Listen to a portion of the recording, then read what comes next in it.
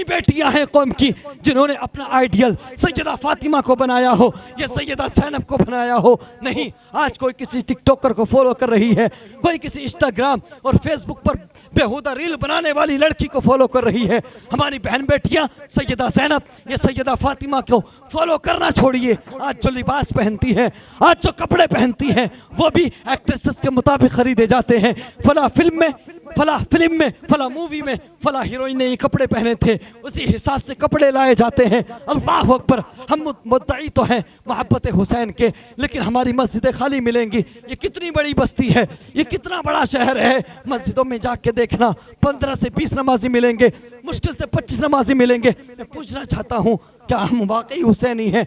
हम वाकई अहले बैत से मोहब्बत करने वाले हैं? अगर हम वाकई हुसैनी हैं तो हमारी मस्जिदें खाली क्यों हैं? हमारे मदारिस इस्लामिया खाली क्यों हैं? अल्लाह अकबर। मेरे मुस्तफ़ा करीम के प्यारे दीवानों, हमारी बेटियां आज अल्लाह अकबर इर्तिदाद का शिकार हो रही हैं। आज उनका लाइफ स्टाइल एक्ट्रेसेस के मुताबिक है। आज वो अपने ईमान का सौदा करती हुई नजर आ रही हैं। हमारे बेटे भी ईमान का सौदा करते हुए नजर आ रहे हैं। इमाम आली मकाम का नारा तो लगाते हैं, लेकिन उनके मुताबिक ज़िंदगी नहीं गुजारते। अगर उनके मुताबिक ज़िंदगी गुजारते तो मस्जिद खाली नजर ना आती। अल्लाह अकबर। हमारी वो बेटियां जो ईमान का सौदा कर रही हैं, अगर उन्होंने सैयदा ज़ैनब की ज़िंदगी को पढ़ा होता, अगर उन्होंने सैयदा ज़ैनब के सब्र को समझा होता, या सैयदा फातिमा की सेक्रीफाइस को समझा होता, सैयदा फातिमा के किरदार को समझा होता, तो वो अपने ईमान का सौदा नहीं करता। मुझे बताइए, ये बच्चे आज नौजवान नस्ल, हमारी न्यू जनरेशन इर्तिदाद का शिकार क्यों हो रही है? आप ये समझते हो कि जो फिरक़े बातिला है, इनसे हमें बहुत बड़ा खतरा है? इनसे सबसे ज्यादा खतरा अगर है तो सबसे बड़ा फितना जो है वह एक्स मुस्लिम। ये फितना इर्तिदाद हमारे लिए सबसे बड़ा खतरा है, सबसे बड़ा चैलेंज है। हजारों की तादाद में बेटियां और बेटे इर्तिदाद का शिकार हो रहे हैं। वजह क्या है? रीजन क्या है? मुझे बताओ। क्या बेटियां पहले नहीं थी? बेटियां पहले भी तो थी। क्या पहले कभी सुनते थे कि किसी बेटी ने अपने ईमान का सौदा किया हो? नहीं सुना था ना। 10-5 साल में कोई एक केस सुनने को मिल जाए तो मिल जाए। आज तादाद लाखों में है, आज तादाद हजारों में है। रीजन क्या है? वजह यह है कि पहले फजर की नमाज पढ़ के निकलते थे तो किसी घर से कुरान की तिलावत की आवाज आती थी, तो किसी घर से सलाम की आवाज आती।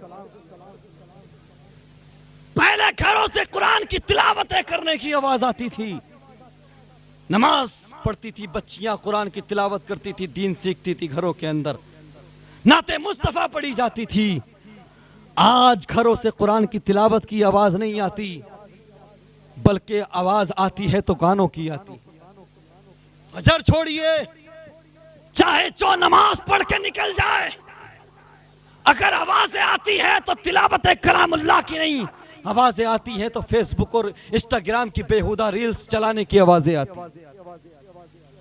ये बच्चे आज गंदी रील्स, गंदी फिल्में देख रहे हैं, छोटे छोटे बच्चे। ये बड़े होकर तुम्हें इज्जत दिलाएंगे? तुम्हारी इज्जत की परवाह करेंगे? आप मुझे बताइए, ये बेटियां ईमान का सौदा क्यों कर रही हैं? कभी गौर व फिक्र किया? कभी डीपली सोचा? अरे पहले घरों के अंदर इस्लामी माहौल होता था, इसलिए बेटियां दीन का सौदा नहीं करती थी, ईमान का सौदा नहीं करती थी। आज बेटियां जानती नहीं ईमान किसको कहते, उन्हें मतलब ही नहीं कि ईमान कहते किसको है, तो वो सौदा नहीं करेंगी तो क्या करेंगी? अल्लाह अकबर। आज घरों से जो आवाजें आती हैं वो गानों की आती है। मेरी माए बहनें अगर बैठी हैं तो मैं इनसे ये कहना चाहूंगा, ये महफिलें इसलिए सजाई जाती हैं कि जो बुराइयां जन्म ले चुकी हैं उनको रोका जा सके, लाइफ स्टाइल को बेहतर बनाया जा सके, हमारे शब रोज का मुहासबा किया जा सके, अपनी जिंदगी को मुस्तफा के किरदार के मुताबिक गुजारा जा सके। आज हमारे घरों में अगर खवातीन नाराज होती है तो इसलिए नाराज होती हैं कि गोश्त नहीं आया, इसलिए नाराज होती हैं कि शॉपिंग नहीं कराई। पहले खवातीन इसलिए नाराज होती थी कि तुमने नमाज नहीं पढ़ी। आज अगर बच्चा कोचिंग ना जाए तो खाना नहीं दिया जाता। पहले की माँ होती थी कि अगर बच्चा नमाज पढ़ने ना जाए तो खाना नहीं देती थी। तो मुझे बताओ ये क्या समझेंगे ईमान क्या है? तुमने समझाया कब है इन्हें? एक दिन कॉलेज और स्कूल ना जाने पर नाराज हो जाने वालों, डंडा उठा लेने वालों, पूरा घर सर पे उठा लेने वालों, वो कौन सा दिन आएगा जिस दिन तुम इसलिए नाराज होना शुरू करोगे कि तुम नमाज नहीं पढ़ता, तू कुरान की तिलावत नहीं करता। बेटियों से नाराज वो कौन सा दिन होगा जिस दिन इसलिए नाराज होना शुरू करोगे कि तुम कुरान की तिलावत नहीं करते? क्या तुम नहीं जानते कि अगर माँ कुरान पढ़ने वाली हो, माँ अगर कुरान की तिलावत करने वाली हो तो बेटा माँ के पेट से कुरान का हाफिज बन के अब्दुल कादिर पैदा होता है। माँ अगर कुरान की तिलावत करने वाली हो तो बेटा साबिर कलियरी पैदा होता है। माँ अगर कुरान पढ़ने वाली हो तो बेटा मोइनुद्दीन चिश्ती पैदा होता है। आज भी अगर माएँ चाहें अपने बच्चों को कुरान सिखाएं, कुरान पढ़ाएं। पहले बच्चे रोते थे तो करामतें सुनाई जाती थी, पहले बच्चे रोते थे तो कुरान की तिलावत सुनाती थी माएँ, बच्चे रोते थे तो नाते मुस्तफ़ा सुनाई जाती थी। आज बच्चे ने रोना शुरू किया, फौरन मोबाइल निकाल के दे दिए। ऐसा है कि नहीं? माजरत के साथ आजकल की औरतें बच्चों को नहीं पाल रही, ये मोबाइल पाल रहा है। मोबाइल, फिर यही मोबाइल कोतमा से मुंबई ले जाता है, यही मोबाइल लड़कियों को कोतमा से इलाहाबाद भी ले जाता है। मुझे बताइए, लड़की कहीं की, लड़का कहीं का, कोर्ट मैरिज हो गया, क्यों? कैसे मुमकिन हुआ? वही मोबाइल है जो आपने बचपन से देना शुरू किया था। अल्लाहु अकबर। घरों के अंदर इस्लामी माहौल पैदा करो, इस्लामी माहौल कायम करो। अगर चाहते हो कि बच्चियों का ईमान महफूज रहे, बच्चों का ईमान सलामत रहे, तो हमें अपने घरों के माहौल को सुधारना होगा। अल्लाहु अकबर। आज होता क्या है, चौराहों पर देखो तो नेताओं की बात, घरों में देखो तो क्रिकेटर्स की बात है, बैठकों पर देखो तो दुनियादार लोगों की बात। अब बच्चे जो देखते हैं, जो सुनते हैं, वही वो बन जाते हैं। अल्लाहु अकबर। जो बड़े हैं घर में उनकी जिम्मेदारी बनती है, अगर बड़ा भाई है तो उसकी जिम्मेदारी है। ईमान से ज्यादा कोई कीमती चीज नहीं है प्यारे। अगर बात ईमान बचाने की आए तो अगर ईमान बचाने के लिए बेटियों को जाहिल रखना पड़ रहा है तो रखिए, क्योंकि ईमान जैसी दौलत नहीं मिल सकती। ये ईमान अगर चला गया तो दुनिया की हुकूमत, बादशाह, दुनिया के खजाने तुम्हारे कदमों में आ सकते हैं, लेकिन जन्नत की खुशबू भी नहीं मिल सकती। इसलिए इस ईमान की इंपॉर्टेंस को समझो, ईमान की अहमियत को समझो। अगर हमारी न्यू जनरेशन गलत रास्तों पर है तो समझाना हमें ही पड़ेगा, रास्ता हमें ही निकालना पड़ेगा। होता क्या है, हमारे घरों में इस्लामी माहौल नहीं है। मुहर्रम के 10 दिन आएंगे, 10 दिन आए, जैसे ही 10 दिन आए हम बहुत बड़े हुसैनी बन गए। रबीउल अव्वल आया, 10-12 दिन बहुत बड़े मिलादी बन गए। इन 10 दिनों में हमारे घर में फातिहा भी होगी, कुरान की तिलावत भी होगी, रोजे भी रखे जाएंगे, बुजुर्गों के तस्करे भी होंगे, लेकिन पूरा साल कोई मतलब नहीं। पूरा साल वही सीरियल, पूरा साल वही फिल्में, पूरा साल वही गाने, पूरे साल वही ड्रामे, पूरे साल वही नेताओं के मामलात, पूरे साल वही राजनीति की बात, पूरे साल वही क्रिकेटर्स की बात, पूरे साल वही एक्टर्स की बात। तो आप मुझे बताइए, 10 दिन में तुम चाहते हो कि जन्नत का टिकट मिल जाए? 10 दिन में चाहते हो कि तुम्हें जो है जन्नत का परवाना मिल जाए? अगर जन्नत का परवाना मिलना इतना सस्ता होता, जन्नत मिलना इतना आसान होती, अगर रब की रजा हासिल करना इतना ही आसान होता, रब को राजी कर लेना इतना ही आसान होता, तो मोइनुद्दीन चिश्ती अपना घर बार छोड़कर गरीब नवाज सरकार अजमेर में ना आते और फकीर वाली जिंदगी ना गुजारते। अगर इतना ही आसान होता रब को राजी करना तो मखदूम सिमना अपनी हुकूमत को ठोकर लगा कर नहीं आते। मेरे मुस्तफ़ा करीम सल्लल्लाहु अलैहि वसल्लम के प्यारे दीवानों, तो जो बड़े हैं उनकी जिम्मेदारी है। अगर चाहते, ये हमारे लिए बहुत बड़ा चैलेंज है, बड़ी जरूरी बात कर रहा, बच्चियों के ईमान को बचाया कैसे जाए, ईमान को महफूज कैसे रखा जाए। सिर्फ 10 दिन नहीं, आपने भी आपकी कब्र में जाना है, हमने भी हमारी कब्र में जाना है, तो सिर्फ 10 दिन दीनदार नहीं बनना है। साल के 365 दिन दीन के मुताबिक जिंदगी गुजारो, इमाम आली मकाम के किरदार के मुताबिक जिंदगी गुजारो। मेरे मुस्तफ़ा करीम सल्लल्लाहु अलैहि वसल्लम के प्यारे दीवानों, आज जो ये लड़कियां अपने ईमान का सौदा कर रही हैं, इन्हें मगरबी कल्चर मिला है, इस्लामी कल्चर मिला ही नहीं। अगर इस्लामी कल्चर मिला होता तो ये ईमान का सौदा नहीं करती। अब जो बड़े हैं, मुत्तकी हैं, परहेजगार हैं, या घर में बड़े हैं, बाप है तो, भाई है तो, जो दीन का इल्म रखते हैं, अगर दीन का इल्म ना भी रखते हैं तो आप जिस ज़बान में आपको पढ़ना आता हो, जो ज़बान आपको आती हो, जिस लैंग्वेज पर आपको महारत हासिल हो, उस लैंग्वेज में किताबें मिल जाएंगी सीरत मुस्तफ़ा से रिलेटेड। अपने घर में सीरत मुस्तफ़ा से रिलेटेड किताबें रखिए, सीरत इमाम हुसैन से रिलेटेड किताबें रखिए। और जो बड़े हैं उनकी जिम्मेदारी है, हिंदी पढ़ना आती है तो हिंदी में किताबें मिलेंगी, उर्दू पढ़ना आती है तो उर्दू में मिलेंगी, अंग्रेज़ी पढ़ना आती है तो अंग्रेज़ी में मिलेंगी, जो लैंग्वेज आपको आती है सब में मिल जाएंगी। और जो आप वक्त चौराहों पर बर्बाद करते हो, घंटों घंटों इधर उधर बर्बाद करते हो बैठकों पर, वो चौराहों पर नहीं बल्कि अपने बच्चों के साथ रोज़ाना 1 घंटा या आधा घंटा बैठ जाओ और किताब खोल लो। और उस 1 घंटे में किसी दुनियादार की बात नहीं होगी, बच्चों के सामने उस 1 घंटे में किसी क्रिकेटर की बात नहीं होगी, उस 1 घंटे में किसी नेता की बात नहीं होगी, उस 1 घंटे में अगर बात होगी तो किरदार मुस्तफ़ा की बात होगी। बच्चियों के सामने, बेटों के सामने अगर बात होगी तो हुसैन के किरदार की बात होगी। बेटियों के सामने उस 1 घंटे में अगर बात होगी तो सैयदा ज़ैनब के पर्दे की बात होगी।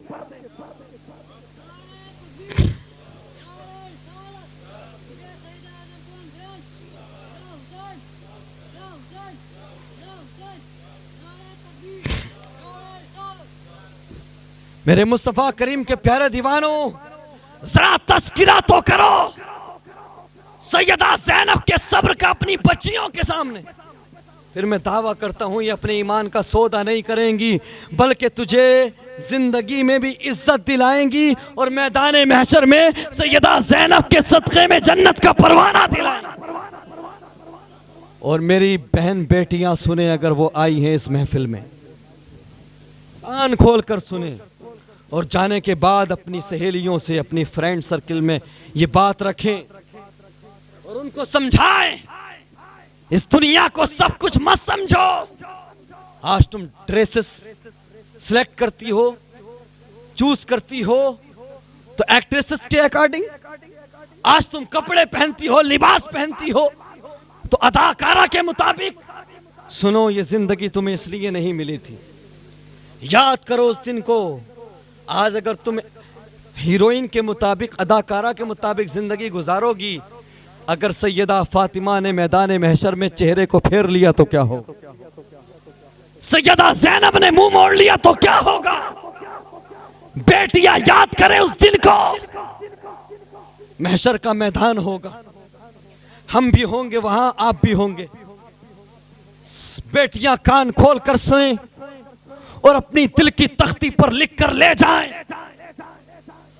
वो बेटियां जिन्होंने इस दुनिया की रंगीनी को ही सब कुछ समझ लिया है, जो ये सोचती हैं कि दुनिया की रंगीनियां ही सबसे ज्यादा इंपॉर्टेंट, एक्ट्रेस के मुताबिक जिंदगी गुजारना ही हमारी कामयाबी है, जो दुनिया को सब कुछ समझती है। सुने, महशर का मैदान होगा, रब की तरफ से हुक्म होगा, महशर वालों अपनी गर्दनें झुका लो, महशर वालों अपनी निगाहें नीची कर लो, मुस्तफा की बेटी फातिमा आ रही है।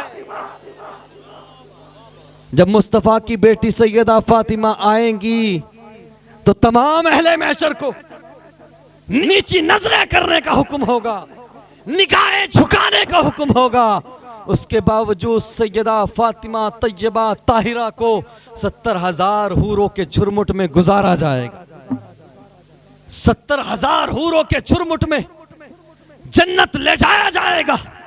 बेटियां अगर चाहती हैं कि उनको जन्नत में सैयदा फातिमा का पड़ोस नसीब हो तो सुनो, आज किसी हीरोइन के चक्कर में ना पड़ो, बल्कि कनीज़े फातिमा बन जाओ। मैदान महशर में सैयदा फातिमा तुम्हें अपने सीने से लगाती नजर आएगी।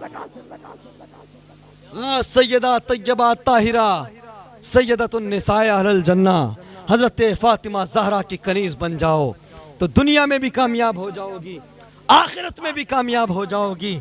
मेरे मुस्तफ़ा करीम सल्लल्लाहु अलैहि वसल्लम के प्यारे दीवानों, तो हमारे लिए लाजिम है, ज़रूरी है कि हम अपने घरों के अंदर इस्लामी माहौल पैदा करें, इस्लामी माहौल कायम करें। घरों में कुरान की तिलावत होना चाहिए, बुज़ुर्गों की बातें होना चाहिए, बुज़ुर्गों के किरदार की बातें होने चाहिए, बुज़ुर्गों की करामतें बयान होना चाहिए। सिर्फ 10 दिन में जिक्र करने से काम नहीं चल सकता।